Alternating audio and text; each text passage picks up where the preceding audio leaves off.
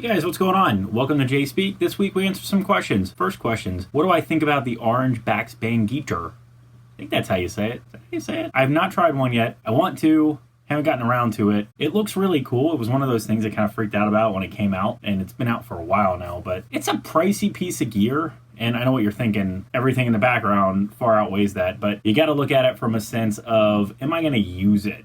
And I didn't really think I'd use it that much, so I just haven't gone that way yet. I'd love to give it a go, though. But if you try it, let me know what you think of it. Question 2. How you digging the Helios? The Helios is awesome. It's very loud. I mean, it's a 100-watt amp. You can do the whole 100-watt 30 thing. You got a hot and a plexi input, which I've got a couple demos. We did one earlier in the week where we took it up against the Stiletto, and I got another in the mix where I'm going to take up it against the Freeman Small Box. I'd like to do just a regular comparison video between those two amps. I dig the amp, man. It's very clear. It's got a great classic rock thing going on. And the neat thing is it has so many little switches and stuff. It's got this 70s switch to 80s switch. And the 80s is just, I like it a lot. So I think in this video against the Stiletto, I did the 80s circuit.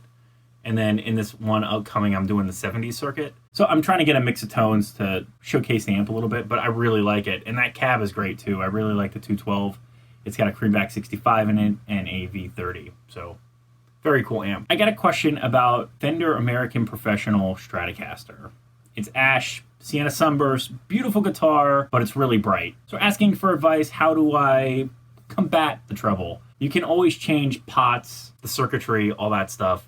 You can change pickups. You can put in different circuits that kind of cut treble or cut bass. And if you really like how it sounds, you know, wood does matter. The weight of the wood, how much it's been dried out, the fretboard, the neck. It all matters to an extent. So if you love the way it looks, and truthfully, if the guitar is very bright, you can combat it with your amp. And that might be the easiest thing to do. It's just don't change anything with the guitar. Adjust your amp EQ.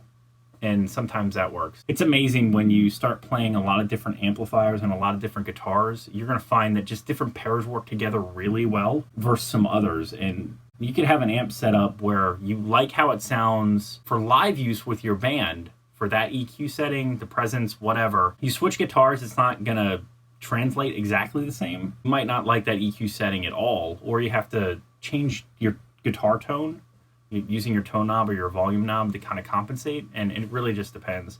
I know a lot of guys that use EQs either in the loop or up front, depending on what it is they're trying to accomplish to also combat it. So there's a couple of cheap options. I mean, the cheapest is fiddle with your tone knob, fiddle with your volume knob, fiddle with your amp. That'd be the first place to start before you start changing things about the guitar. Long-winded answer, but I hope that helped. If you have any questions or comments, please leave them below. As always, thanks for watching. Remember to like, share, and subscribe. Many more videos to come. Don't miss one sub.